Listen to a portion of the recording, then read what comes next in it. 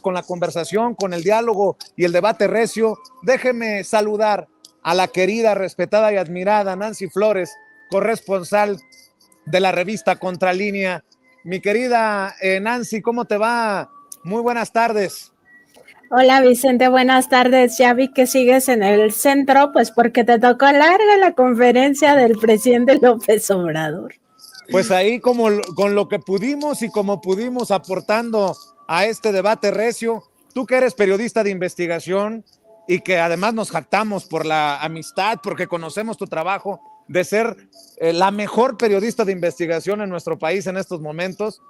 ¿qué piensas de las grandes investigaciones que se han presentado en Nado Sincronizado, en la Dolce Vele, en Inside Crime y en ProPublica, sobre algo que ya se cerró, algo que no vuela, algo que se cayó a pedazos y que ahora nos quieren vender como el golpe que le hacía falta a la credibilidad del presidente? Me parece nefasto. Dice el presidente que es parte del AMPA del periodismo. ¿Cómo ves, Nancy? Fíjate que el presidente dijo varias cosas muy interesantes hoy, y me parece la primera, esta denuncia que hace ya de forma abierta y directa contra el gobierno de Estados Unidos. Él dice, no voy a demandar al periodista, no voy a demandar al medio, en realidad fueron tres y todo está orquestado, porque además salen al mismo tiempo, es decir, a la misma hora, el mismo día y pues con la misma, digamos, narrativa, ¿no? Entonces él dice, no voy a demandar ni al medio ni al periodista, en este caso también estas organizaciones, sino al gobierno de Estados Unidos. Denuncio al gobierno de Estados Unidos por esta colusión y señala abiertamente a las agencias estadounidenses, particularmente el caso de la DEA. Aún ahí dice, no es la DEA, es el Departamento de Estado de Estados Unidos el que tiene estas prácticas de injerencismo en otros países. De hecho, los acusa de espionaje, los acusa de pues estas prácticas antiéticas dentro de la política, y podríamos hablar incluso dentro de la diplomacia, porque esto es un tema que viene del extranjero para golpear a un gobierno legítimo. Entonces, sí, me parece que dentro de nuestro análisis en torno a este punto, Vicente, tenemos que partir del hecho de quién viene, de quién genera esta narrativa, y evidentemente es, si bien no todo el gobierno de Estados Unidos, yo no creo que sea una decisión de Joe Biden, pero sí del Departamento de Estado o particularmente de las agencias. Y segundo, no sé si lo recuerdas, pero el lunes que estuve en la conferencia matutina, una de mis preguntas sobre el hackeo reciente que afectó a 263 periodistas porque fueron expuestos nuestros datos personales, y he de decirlo, 5 periodistas de la revista Contralínea estamos en esa lista, entonces tenemos autoridad moral para hablar de este tema adicional a lo que muchos están diciendo y ni siquiera están involucrados en este hackeo. Igual tú, Vicente, también estuviste involucrado en este hackeo porque también expusieron parte de tu información personal, de tus datos personales. Yo le preguntaba al presidente si una de las líneas de investigación en torno a este hackeo o a este robo de información tendría como vertiente revisar el papel de pues justo entes extranjeros, porque cuando ocurrió el hackeo de Guacamaya a la Secretaría de la Defensa Nacional,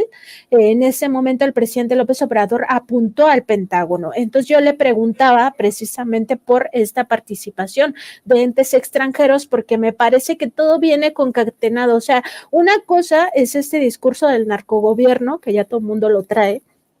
sin ninguna prueba. Además, el presidente hoy los exhorta a que presenten las pruebas, y es que la foto del presidente saludando a la madre de Joaquín Guzmán Loera, alias El Chapo,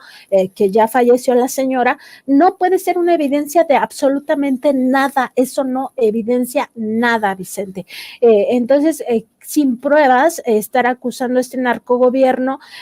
forma parte de toda una estrategia donde también se acusa si te acuerdas, el día que se conoció de esta publicación ilícita de nuestros datos personales, de todos los que cubrimos la conferencia matutina, la narrativa era filtración. La revista Contralínea no publicó filtración, dijo su cabezal de esta noticia era publican base de datos. ¿Por qué? Porque primero no había certeza de que fuera una filtración. Una filtración es cuando alguien dentro de una institución entrega la información. En este caso fue un robo y eso no se sabía, pero la narrativa desde ese momento que lo toma inmediatamente la derecha, los grupos de derecha conservadores, incluidos los ligados a Claudio X González Guajardo, a quien el presidente identificó ahora en este hackeo y además había identificado en el hackeo anterior de Guacamaya como parte de los actores que podrían estar ligados a este robo de información de seguridad nacional, en el caso de la Sedena, pero también de seguridad nacional, el tema de la seguridad de la presidencia de la República, era justamente esta narrativa diciendo filtración. Ahora vienen con narcogobierno, vienen también con inseguridad. Hoy lo expuso muy claramente Ana Elizabeth García Vilchis, como han venido orquestando estas informaciones en prensa escrita. Yo diría que el análisis debería de ocupar o ver todos los medios de comunicación también electrónicos, la televisión, los portales de estos periodistas de renombre, ¿no? Toda esta narrativa es la misma, al mismo tiempo que el propio Poder Judicial de la Federación está liberando delincuentes. El caso del juez que el día de ayer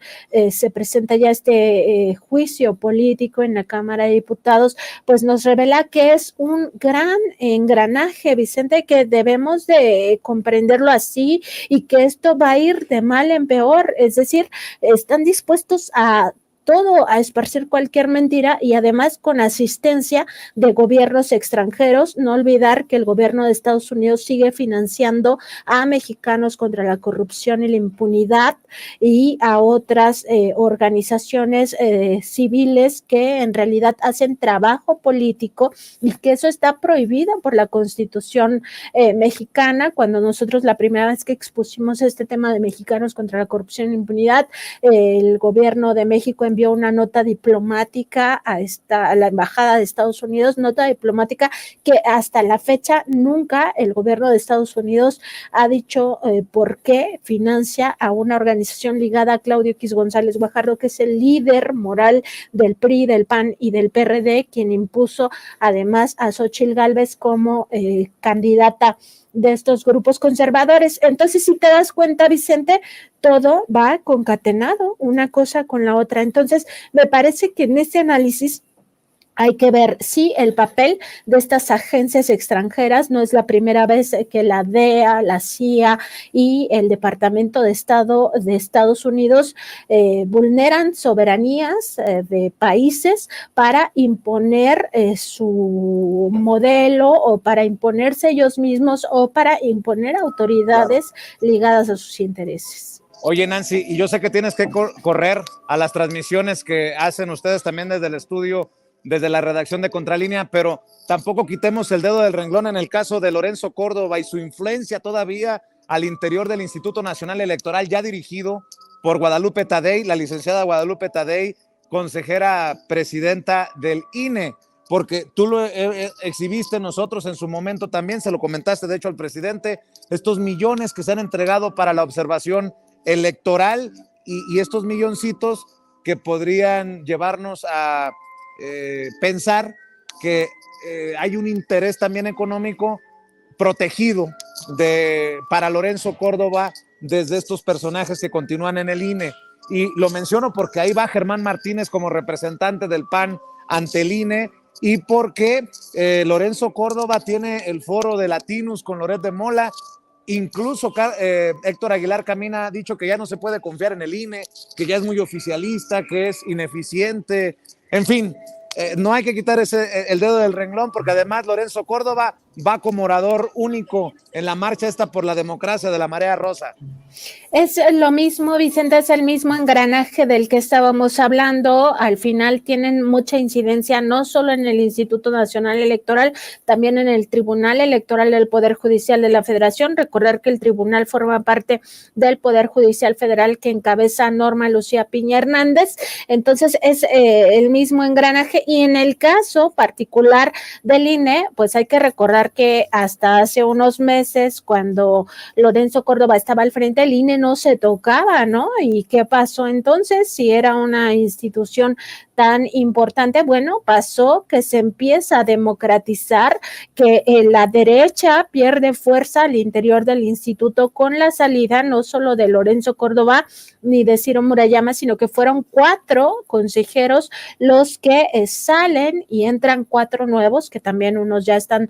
muy derechizados porque llegan a estos cargos y inmediatamente se quitan la máscara. Pero más allá de eso, ya hay cierto contrapeso al interior del propio Instituto Nacional Electoral, que viene a moverles los negocios y a moverles el tapete de el fraude, pero la sombra del fraude hacia las elecciones de junio está presente, y no tanto por la presidencia de la República. Me parece que ahí las posibilidades de que llegue Claudia Sheinbaum son realmente altas. Sería una novedad que hicieran fraude en la presidencia de la República, pero más bien van contra el plan C. Lo que ellos no quieren es que Morena, Partido del Trabajo y Partido Verde tengan mayoría calificada en el Congreso. Los montajes que han venido armando